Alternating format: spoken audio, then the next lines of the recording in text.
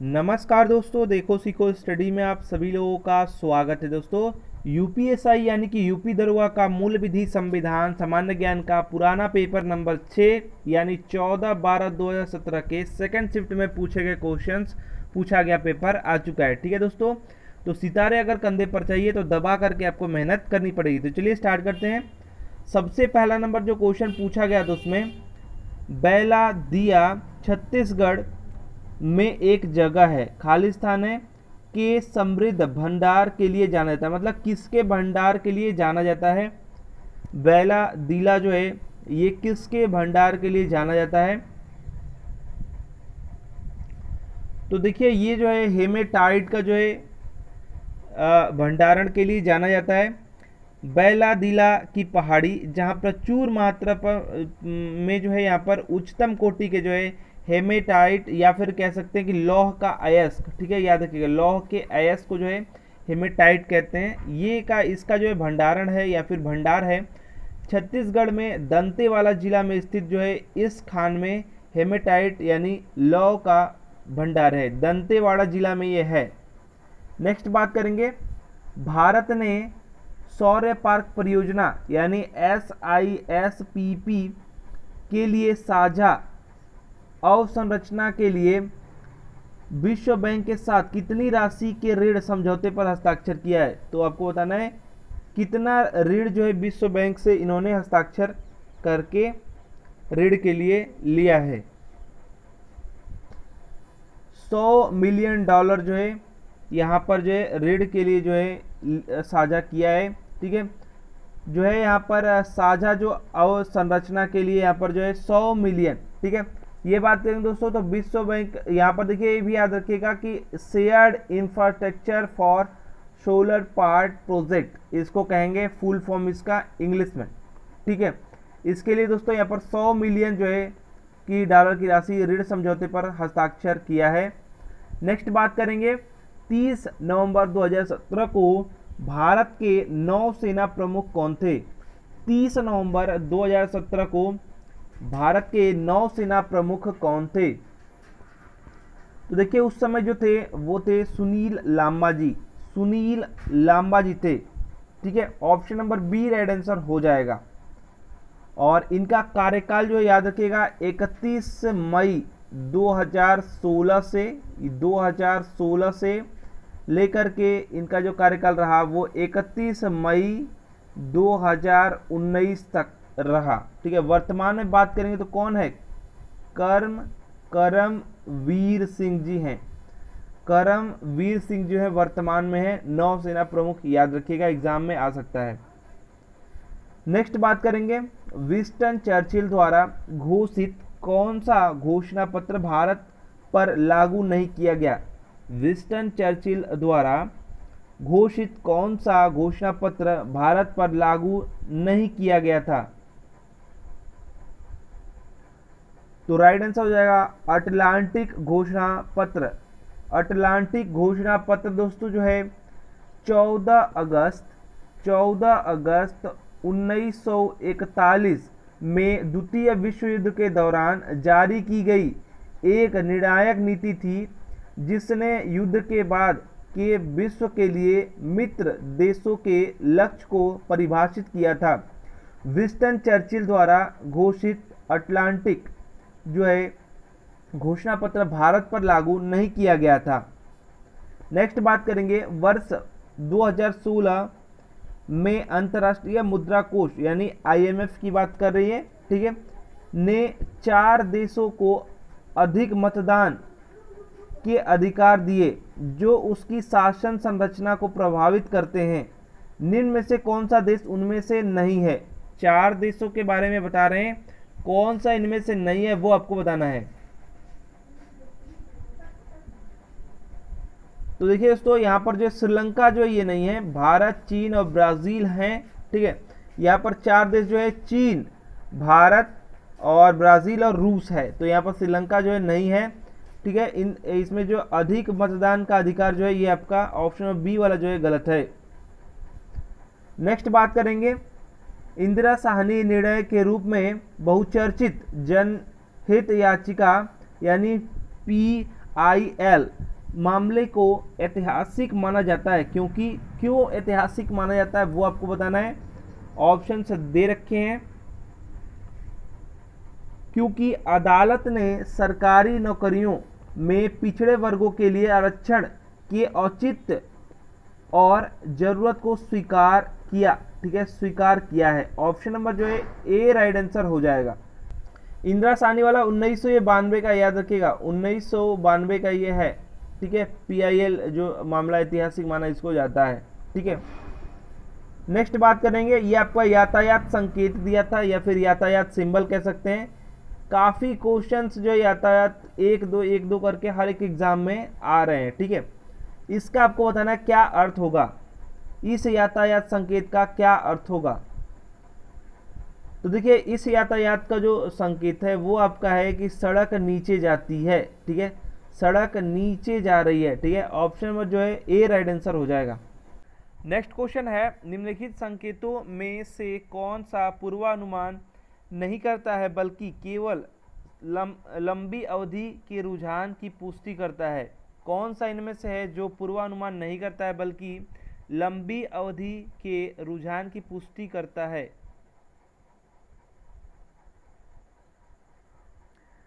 तो देखिए, इसमें से जो है वो है आपका ऑप्शन नंबर ए, परिवेष्टन सूचक जो है ये जो है केवल लंबी अवधि के जो है रुझान की पुष्टि करता है। नेक्स्ट बात करेंगे, साक्ष्य विज्ञान किसके उत्पादन और विपणन से संबंधित है। जो साक्ष्य विज्ञान है ये किससे संबंधित है, ये आपको बताना है। किसके उत्पादन और विपणन से संबंधित है। तो देखिए, साक्ष्य विज्ञान जो है ये सब्जियों से संबंधित है। ठीक है, साक्ष्य विज्ञान जो किसके उत्पादन जो है और विपणन सब्जियों के। ठीक है, इससे किसान नकदी फसल के रूप में लेते हैं जो 2 से 3 महीने में पैदावार देने लग जाती है।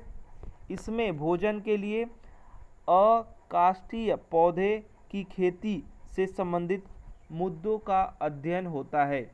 नेक्स्ट बात करेंगे, निम्नलिखित में से राष्ट्रपति की कौन सी न्यायिक शक्ति उसकी परिभाषा से मेल नहीं खाती। कौन सी इनमें से जो है न्यायिक शक्ति है राष्ट्रपति की जो उसकी परिभाषा से मेल नहीं खाती।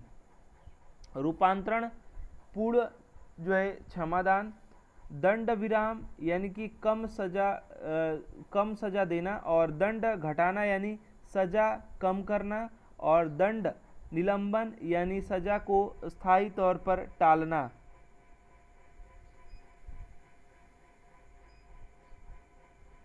मेल कौन सा नहीं खा रहा है, तो यहाँ पर देखेंगे ए और बी दोनों हो जाएगा, दोनों एक ही है, तो यहाँ पर जो है ए और बी दोनों हो जाएगा। राष्ट्रपति की न्यायिक शक्ति जो है अनुच्छेद 72 में दी गई है, और विकल्प ए जो है इस शक्ति उसकी परिभाषा से मेल नहीं खाती। रूपांतरण का अर्थ होता है पूर्ण क्षमा नहीं होता है। ठीक है, यहाँ पर पूर्ण क्षमा दे दिया गया, तो ये आपका गलत हो जाएगा। पूर्ण क्षमा में जो है अभियुक्त को पूर्ण माफी दे दी जाती है, अर्थात उस पर कोई आरोप नहीं है और वह निर्दोष है। साथ ही बी में जो वर्णित जो दंड विराम है इसका मतलब ये है कि मृत्युदंड को अस्थायी निलंबन है, और जो है यहाँ पर न कि कम कर देना, इसका मतलब होता है कि मृत्युदंड को जो है अस्थायी जो है निलंबन इसका होता है। अतः बी और ए दोनों जो है आपके यहाँ पर मेल नहीं खा रहे हैं, तो इसमें जो भी आप आंसर कर सकते हैं वैसे आपका दोनों राइट आंसर होगा। नेक्स्ट क्वेश्चन बात करेंगे, निम्नलिखित में से कौन सी मद संघ सूची का एक हिस्सा है। अब मैंने बताया था समवर्ती सूची, ठीक है, उसी के हिसाब से 7वीं अनुसूची जो है उसी के अनुसार समवर्ती सूची, संघ सूची, राज्य सूची ये सब आता है। तो बताएंगे इसका राइट आंसर क्या होगा। संघ सूची का हिस्सा कौन सा है वो आपको बताना है। तो देखिए, प्रकाश स्तंभ जो है ये आपका संघ सूची का हिस्सा जो है। Option number C right answer हो जाएगा।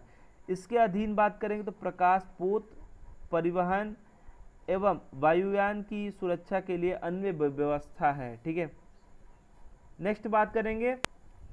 नेक्स्ट क्वेश्चन है, एक हैकर जिसके इरादे आपराधिक या दुर्भावनापूर्ण नहीं है उसे कहा जाएगा, क्या कहा जाता है, उसको क्या कहा जाता है।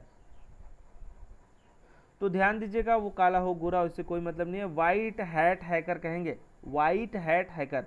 तो अगर यहाँ पर गलत रहेगा, मतलब इसको देखिए एथिकल भी कहते हैं, एथिकल जो है हैकर भी कहते हैं इसको, ठीक है।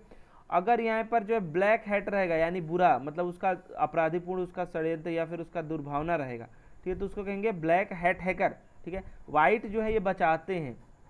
नेक्स्ट बात करेंगे, नेक्स्ट क्वेश्चन है 1 लाख से ज़्यादा की जनसंख्या लेकिन 10 लाख से कम जनसंख्या के शहर का प्रशासन करने वाली जो है शहरी स्थानीय निकाय कौन सी है।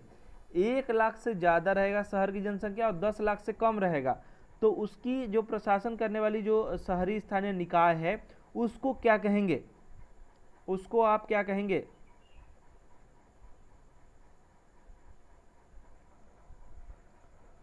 तो देखिए उसको कहा जाएगा नगर पालिका, याद रखिएगा उसको कहा जाएगा नगर पालिका, ठीक है, बहुत ही इंपॉर्टेंट है। और अगर यहाँ पर याद रखिएगा, अगर यहाँ पर 10 लाख से ज़्यादा रहेगा तो उसको क्या कहेंगे, नगर निगम, नगर निगम कहेंगे, ठीक है। चलिए नेक्स्ट क्वेश्चन, नेक्स्ट है अगर 10 लाख या 10 लाख से ज़्यादा रहेगा तो नेक्स्ट है ऐसा कोई भी सौदा जिसमें संपत्ति एक व्यक्ति के नाम स्थानांतरित की जाती है और भुगतान किसी दूसरे व्यक्ति द्वारा किया जाता है तो वह सौदा कहलाता है। वो सौदा जो है वो क्या कहलाता है, वो सौदा जो है वो क्या कहलाता है। तो देखिए अगर यहाँ पर बात हो रही है कि ऐसा कोई भी सौदा जिसमें संपत्ति एक व्यक्ति के नाम जो है स्थानांतरित की जाती है तो ये और भुगतान किसी दूसरे व्यक्ति द्वारा किया जाता है तो ये बेनामी कहलाता है, बेनामी लेन देन। Option number D right answer हो जाएगा, ठीक है। चलिए नेक्स्ट क्वेश्चन, नेक्स्ट क्वेश्चन है निम्न में से कौन सी शॉर्टकट की विंडोज टास्क मैनेजर खोलने के लिए इस्तेमाल किया जाता है। टास्क मैनेजर विंडोज का खोलना है तो कौन सी शॉर्टकट की दबाएंगे, सभी लोग बताएंगे। इसमें दिया हुआ है शॉर्टकट की, तो देखिए दबाएंगे जो है control plus shift plus S दबाएंगे, ठीक है, control plus shift plus S दबाएंगे। ऑप्शन नंबर जो है आपका हो जाएगा डी, ठीक है, ये आपका सही दिया हुआ है, ठीक है, स्केप कहते हैं इसको, स्केप, ठीक है। चलिए नेक्स्ट क्वेश्चन, नेक्स्ट है संविधान सभा का अंतिम सत्र कब आयोजित किया गया था। संविधान सभा का जो अंतिम सत्र था वो कब आयोजित किया गया था, सभी लोग बताएंगे। तो ये किया गया था 24 जनवरी 1950, याद रखिएगा 24 जनवरी 1950 को आयोजित किया गया था। उसी दिन संविधान सभा द्वारा राजेंद्र प्रसाद को जो है यहाँ पर प्रथम राष्ट्रपति चुना गया, याद रखिएगा उसी दिन। और 26 जनवरी 1950 को पूरा संविधान लागू हो गया था। तो आप 24 जनवरी याद रखेंगे, जो है अंतिम सत्र यहीं पर जो है आपका आयोजित किया गया था और 26 जनवरी 1950 को जो है लागू पूरी तरह से हो गया था। नेक्स्ट बात करेंगे, निम्नलिखित अधिनियमों को सबसे पहले पारित होने से लेकर सबसे बाद में पारित होने वाले कालक्रम के अनुसार लगाइए। सबसे पहले और सबसे बाद में के कार्य जो आपका कालक्रम है उसके अनुसार आपको लगाना है, मतलब पहले कौन हुआ फिर उसके बाद कौन हुआ, ऐसे ऐसे आपको लगाना है। तो देखिए सबसे पहले जो आपका हुआ है वो आपका हुआ है, अगर कार्यक्रम की बात करें तो यहाँ पर जो दहेज वाला, दहेज जो प्रतिषेध अधिनियम जो है ये आपका क्या है, ये 1961 है, 1961 में है। तो सबसे पहले जो लगाएंगे वो ऑप्शन नंबर डी और बी दोनों में है, ठीक है। उसके बाद जो आपका है वो है मानवाधिकार संरक्षण अधिनियम 1993 है। तो ये आपका ए सी के बाद ए किस में है, इन्हीं दोनों में है, यानी आपका ये 1993 से लिख दे रहा हूँ मैं 93, ठीक है। उसके बाद जो है सूचना का अधिकार यहाँ पर जो है आपका कौन सा हो जाएगा, बी, यानी इसके बाद बी किसका है, option number B right answer हो जाएगा। ये 2005 में कई बार आरटीआई बता चुका हूँ, ठीक है। चलिए इसके बाद जो है आपका ये वाला जो है ये आपका 2010 है, बच्चों को निःशुल्क वाला 2010। तो ये सभी याद रखेंगे, एग्जाम में आ सकता है। दहेज वाला आपका 1961 है, ठीक है। 93 जो है मानवाधिकार 1993, और जो है सूचना का अधिकार 2005, और 2010 जो है बच्चों को निःशुल्क अनिवार्य जो है शिक्षा का अधिकार। Option number B right answer हो जाएगा। ये सभी अलग अलग भी याद रखिएगा, एग्जाम में आ जाता है। नेक्स्ट बात करेंगे, केंद्र निम्नलिखित में से कौन सा कर लगाता है, एकत्रित और प्रतिधारित करता है? बताइए, केंद्र निम्नलिखित में से कौन सा कर लगाता है, एकत्रित और प्रतिधारित करता है? बताइए कौन सा कर। केंद्र कई बार आप पढ़ चुके होंगे, आयकर पर जो है अधिभार लगाता है, आयकर पर जो है अधिभार लगाता है। ठीक है, आयकर अथवा जो है आयकर पर अधिभार, ये दोनों जो है पूर्ण रूप से केंद्र सरकार के अधीन है। अतः केंद्र सरकार आयकर पर कर अधिभार लगाता है, एकत्रित और प्रतिधारित करता है। 1 करोड़ से अधिक व्यक्तिगत आय, कॉरपोरेट आय पर अधिभार लगाया जाता है। नेक्स्ट बात करेंगे, भारत की आज़ादी के बाद सिविल सेवा के पहले प्रमुख कौन थे? भारत की आज़ादी के बाद सिविल सेवा के पहले प्रमुख कौन थे?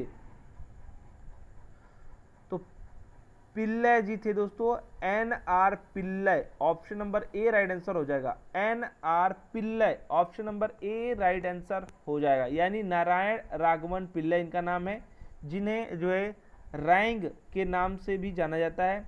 एक भारतीय सिविल सेवक थे, वे विदेश मंत्रालय में दूसरे महासचिव थे, साथ ही स्वतंत्र भारत में पहले कैबिनेट सचिव भी थे। 6 फरवरी 1950 से लेकर के 13 मई, ठीक है, 1953 तक ये कैबिनेट सचिव रहे।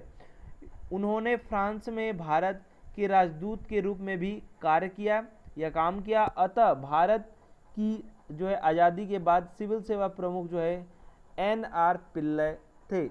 नेक्स्ट बात करेंगे, संघ सरकार ने सरकारी स्वास्थ्य केंद्रों और अस्पतालों में गर्भवती महिलाओं को निःशुल्क स्वास्थ्य जांच प्रदान करने के लिए जून 2016 में शुरू किया। जून 2016 में क्या शुरू किया? कौन सा अभियान, कौन सा योजना शुरू किया? तो देखिए यहाँ पर क्या करें, संघ सरकार ने जो है यहाँ पर जो है स्वास्थ्य केंद्रों और अस्पतालों में गर्भवती महिलाओं को निःशुल्क स्वास्थ्य जांच प्रदान करने के लिए देखिए जून 2016 में शुरू हुआ है। क्या हुआ है? प्रधानमंत्री सुरक्षित मातृत्व अभियान, प्रधानमंत्री सुरक्षित मातृत्व अभियान जो है शुरू किया। Option number A right answer हो जाएगा। ठीक है, बहुत ही इंपॉर्टेंट है।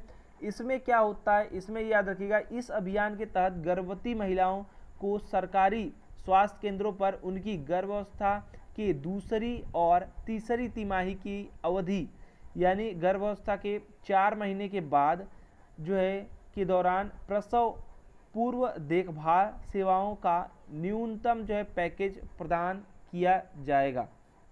नेक्स्ट बात करेंगे, उपराष्ट्रपति अधिकतम कितनी अवधि तक राष्ट्रपति के रूप में कार्य कर सकते हैं? उपराष्ट्रपति जो हैं ये कितनी अवधि तक जो है राष्ट्रपति के रूप में कार्य कर सकते हैं? अधिकतम बात किया है, तो अधिकतम जो है 6 महीने तक, अधिकतम जो है 6 महीने तक कार्य कर सकते हैं। उपराष्ट्रपति अनुच्छेद 62 आर्टिकल नंबर 62 एवं 65 के अनुसार जो है 6 महीने तक जो है अगर यहाँ पर राष्ट्रपति के रूप में राष्ट्रपति नहीं रहते हैं, किसी कारण से जो है यहाँ पर जो है राष्ट्रपति के रूप में कार्य कर सकते हैं। नेक्स्ट बात करेंगे, निम्न में से कौन सा नागरिकों के मौलिक अधिकारों के तहत भारत के संविधान में कहा गया है? यहाँ पर कौन सा कहा गया है वो आपको बताना है। ऑप्शन नंबर ए में बताया है, राज्य शैक्षिक संस्थानों को सहायता देने में किसी भी शिक्षण संस्थान के साथ इस आधार पर भेदभाव नहीं करेगा कि वह यह अल्पसंख्यक प्रबंधन के तहत है, चाहे वह धर्म पर आधारित हो या भाषा पर। ध्यान दीजिए क्या बात हो रही है, ठीक है। ऑप्शन नंबर बी में बात किया गया है, यदि कोई व्यक्ति भारत की संप्रभुता, एकता और अखंडता को अक्षुण्ण बनाए रखने में तथा उसकी रक्षा करने में विफल रहता है तो उसकी स्वतंत्रता के अधिकार को प्रतिबंधित किया जा सकता है। ऑप्शन बी में देखिए क्या क्या कहा जा रहा है, बहुत ही इंपॉर्टेंट है, ये सभी किससे रिलेटेड हैं। तो यहाँ पर क्वेश्चन पूछा गया था कि निम्न में से कौन सा नागरिकों के मौलिक अधिकारों के तहत भारत के संविधान में कहा गया है। भारतीय संविधान में ये सब कहा गया है। ऑप्शन नंबर ए में बताया जा रहा है कि केवल बी वाला कहा गया है, बी में बताया जा रहा है केवल ए कहा गया है, सी में ये दोनों नहीं कहा गया है, और डी में बताया जा रहा है कि ए मतलब ए बी, यहाँ पर बी सी कर दिया है। तो ए और बी दोनों है, ये बताइए।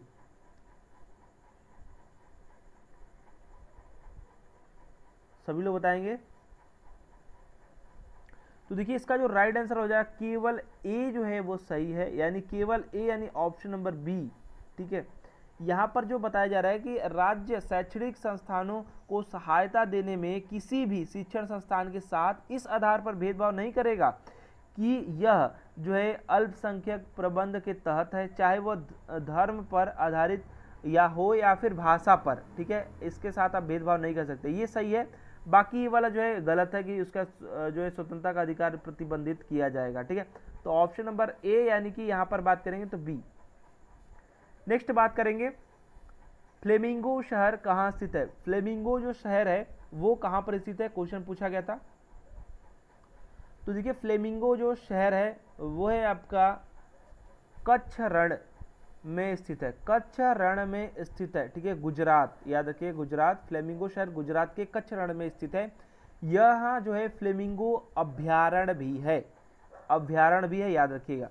नेक्स्ट बात करें, किस वर्ष में नगर निगम के प्रावधानों से युक्त 12वीं अनुसूची को संविधान में जोड़ा गया।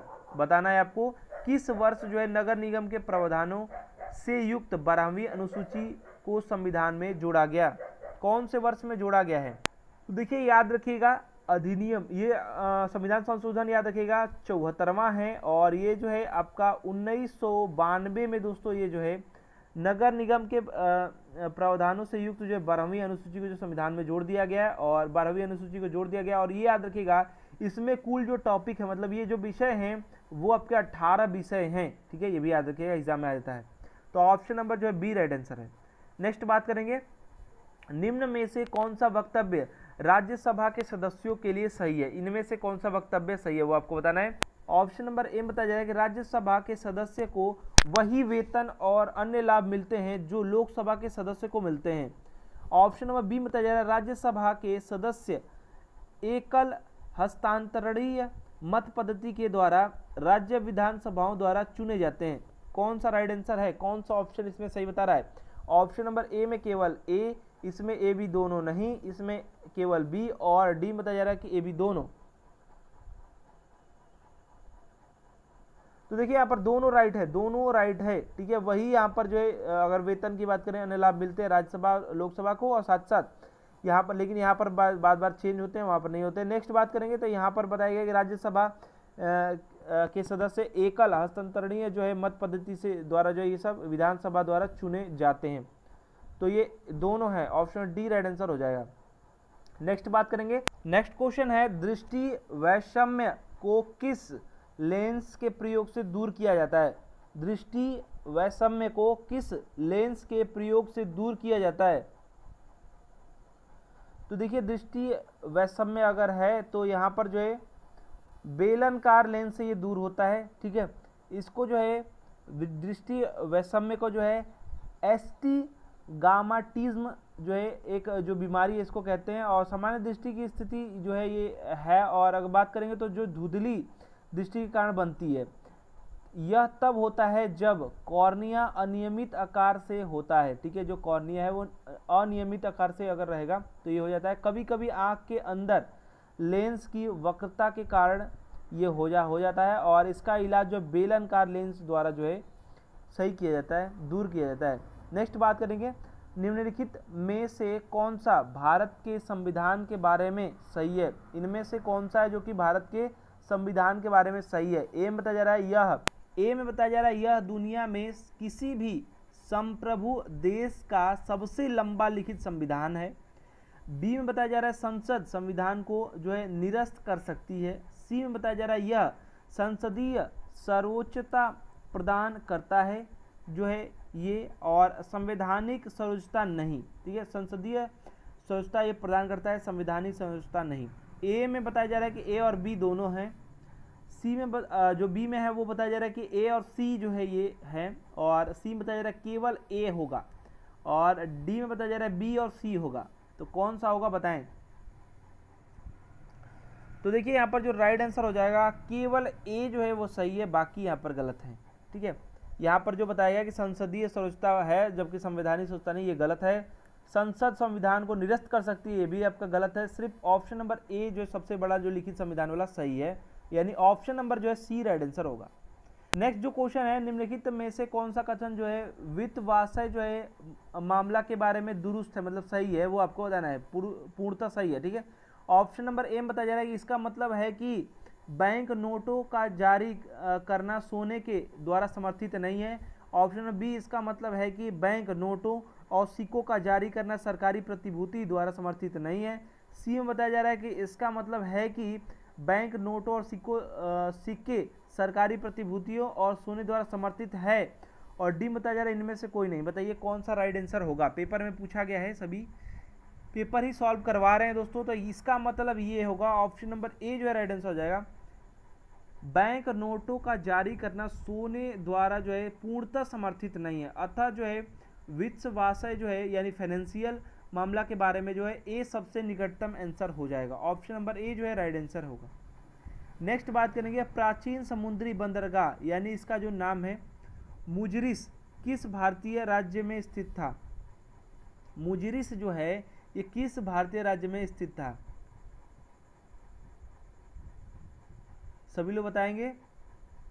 केरल राज्य में दोस्तों, option number A right answer हो जाएगा। मुजिरिस जो है प्राचीन बंदरगाह केरल राज्य में स्थित है।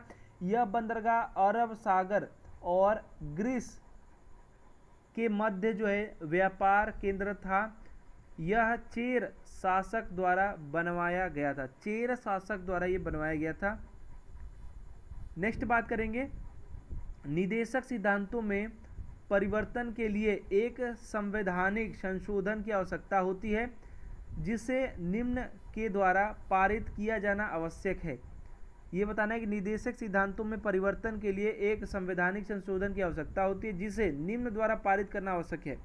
ए में बताया संसद के दोनों सदन, बी में बताया संसद में उपस्थित 2/3 सदस्यों का अनुमोदन और मतदान, और आपका यहाँ पर ए में बताया जा रहा है ए बी दोनों, और बी में बताया जा रहा है केवल बी, सी में बताया जा रहा है केवल ए और दोनों नहीं। कौन सा राइट आंसर होगा। तो यहाँ पर जो होगा वो दोनों हो जाएगा, यानी ए और बी दोनों संसद के दोनों सदनों में, तथा यहाँ पर क्या बताया जा रहा है संसद में उपस्थित 2/3 सदस्यों का अनुमोदन और मतदान। नेक्स्ट बात करेंगे इनमें से कौन सा प्रत्यक्ष विदेशी निवेश यानी एफडीआई की बात कर रहे हैं के लिए आर्थिक सहयोग तथा विकास संगठन यानी ओईसीडी द्वारा लक्षित जो है लोकप्रिय उद्योग नहीं है। कौन सा इनमें से है जो लक्षित जो लोकप्रिय उद्योग इनमें से नहीं है, बताएंगे। तो देखिए एफडीआई के लिए ये सब जो है ये आपका जो है पूछ रहा है कि प्रत्यक्ष विदेशी निवेश यानी एफडीआई के लिए आर्थिक सहयोग तथा विकास संगठन यानी ओईसीडी द्वारा जो है लोकप्रिय उद्योग जो है लक्षित नहीं है, वो है रियल इस्टेट। ऑप्शन नंबर जो है ए राइट आंसर हो जाएगा।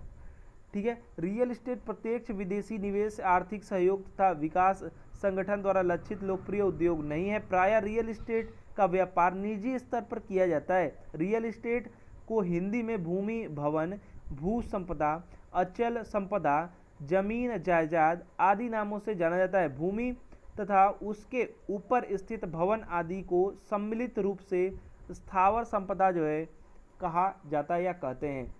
नेक्स्ट बात करेंगे भारतीय दंड संहिता की धारा जो है 415 से 420 का संबंध किससे है। शरारत से, जबरन वसूली से, धोखाधड़ी से या फिर आपराधिक विश्वास भंग से। तो देखिए 420 आपने कई बार सुना होगा, 420 हो क्या, तो धोखाधड़ी से ऑप्शन नंबर जो है सी राइट आंसर हो जाएगा। तो इसमें कुछ भी ऐसा नहीं है चीटिंग से या फिर छल से या फिर धोखाधड़ी से। नेक्स्ट बात करेंगे जो है नेक्स्ट है भूमध्य सागरीय वन्य झाड़ियाँ किस जलवायु क्षेत्र में है। भूमध्य सागरीय जो जलवायु झाड़ियाँ हैं वो किस क्षेत्र में है? कमेंट बॉक्स में सभी लोग बताएंगे। तो देखिए ये जो क्षेत्र में वो है गर्म शीतोष्ण क्षेत्र, गर्म शीतोष्ण क्षेत्र में है। ऑप्शन नंबर अवस्थित है, option number C right answer हो जाएगा। नेक्स्ट बात करेंगे, किस मामले में उच्चतम न्यायालय ने कहा कि जो लोग अनायास ही राज्य की हिरासत में हैं उनके प्रति सरकार का विशेष दायित्व है। यह सुनिश्चित करना पुलिस या जेल अधिकारियों की एक बड़ी जिम्मेदारी है कि उनकी जो हिरासत में किसी नागरिक को उसके जीवन के अधिकार से वंचित न किया जाए। मतलब जो लोग हिरासत में हैं अनायास ही उनके लिए। ऑप्शन नंबर ए बताया जा रहा है, ये जो है आपको बताना है कब किस मामले में जो उच्चतम न्यायालय ने कहा है। ठीक है, ए बता रहा है केएम जो है नानावटी बनाम महाराष्ट्र सरकार, यहाँ पर बताया जो नीलाबत्ती जो है बेहरा बनाम उड़ीसा सरकार, और यहाँ पर चंपकम जो है दो राय राजन जो है बनाम मद्रास सरकार, और यहाँ पर जो है लोकनाथ बनाम पंजाब सरकार। बताएंगे कौन से मामले में कहा गया है? तो याद रखिएगा नीलाबत्ती बेहरा बनाम उड़ीसा सरकार। ऑप्शन नंबर जो बी राइट आंसर हो जाएगा। ये 1993 का जो है यहाँ पर 93 का जो है एससी यानी कि उच्चतम न्यायालय ने जो है अभी निर्धारित किया कि जो लोग अनायास ही जो है राज्य की हिरासत में हैं उनके प्रति सरकार का विशेष दायित्व है। यह सुनिश्चित करना पुलिस या जेल अधिकारियों की एक बड़ी जिम्मेदारी है कि उनकी हिरासत में किसी नागरिक के उसके जीवन के अधिकार से वंचित न किया जाए। ऑप्शन नंबर जो बी राइट आंसर हो जाएगा। भारत में 2014 में शुरू हुआ खालिस्तान है लोगों को हवा की जो गुणवत्ता के बारे में जानकारी देने की जो है एक प्रभावी प्रचार प्रसार साधन है। कौन है यहाँ पर? खालिस्तान जो है यहाँ पर आपको भर करके बताना है। तो ये दोस्तों राष्ट्रीय गुणवत्ता जो है राष्ट्रीय वायु गुणवत्ता सूचकांक, option number B right answer हो जाएगा। भारत में जो है यहाँ पर 17 अक्टूबर, याद रखिएगा 17 अक्टूबर जो है 2014 को नई दिल्ली में केंद्रीय पर्यावरण मंत्री जो है प्रकाश जावड़ेकर जी ने राष्ट्रीय वायु गुणवत्ता सूचकांक जारी किया था। ठीक है, ये डेट याद रखिएगा 17 अक्टूबर 2014।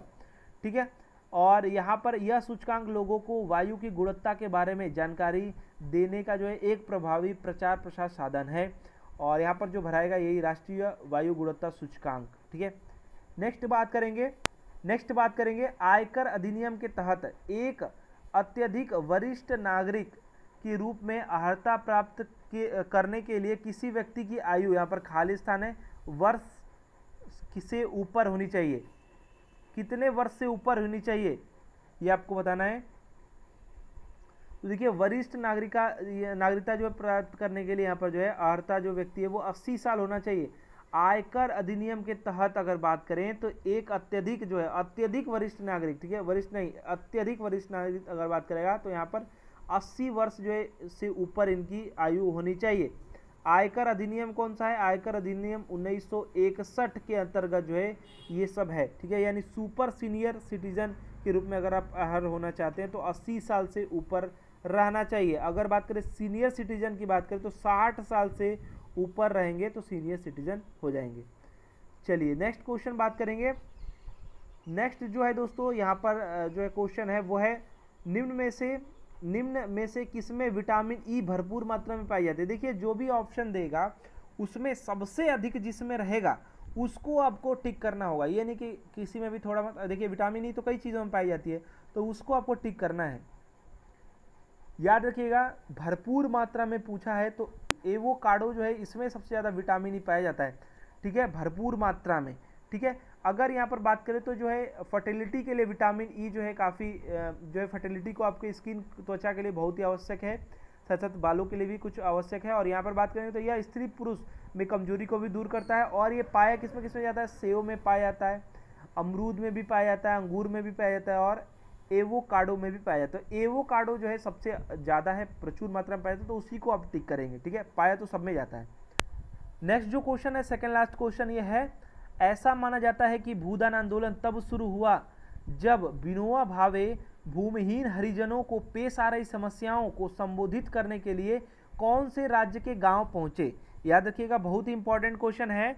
और ये जो है भूदान आंदोलन 1951 से शुरू हुआ है, काफ़ी इंपॉर्टेंट है। और विनोबा भावे जी को संत जो है विनोबा भावे की उपाधि भी दी गई है, क्योंकि काफ़ी इन्होंने गरीब लोगों के लिए और जो है भूमिहीन जो हरिजन हैं इनके लिए काफ़ी काम किया। और जो अंत्योदय कह सकते हैं कि जो लोग के पास एकदम ज़मीन वमीन नहीं है उन लोगों के लिए जो है, जो भी बड़े लोग थे, जो सवर थे, जो भी लोग थे उस समय के लोगों से जो है भूमि की दान मतलब करने के लिए आग्रह किया। इसमें बहुत ही इंपॉर्टेंट है, याद रखिएगा। उस समय जो है ये किस गांव पहुंचे थे, कौन से राज्य के?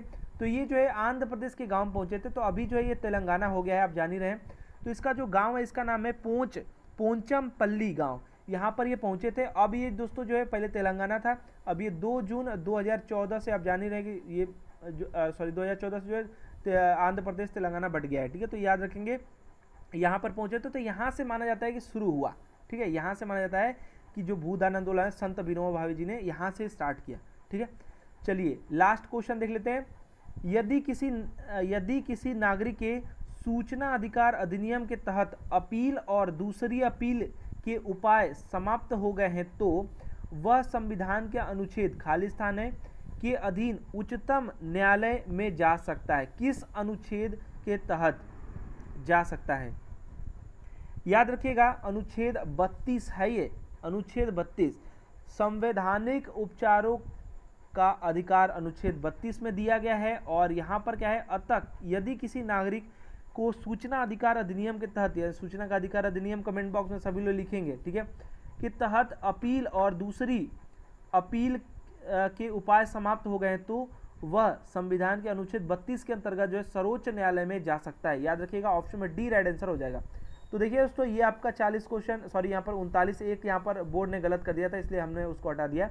तो देखिए दोस्तों 39 क्वेश्चन हो चुके हैं। कमेंट बॉक्स में बताइएगा आपको कितने सारे क्वेश्चन आ रहे थे, कमेंट बॉक्स में ईमानदारी के साथ सभी लोग बताएंगे। साथ ही साथ अगर आपको वीडियो पसंद आया हो तो वीडियो को जल्दी से जल्दी लाइक किया कीजिए और शेयर कीजिए और सभी तक पहुँचाइए।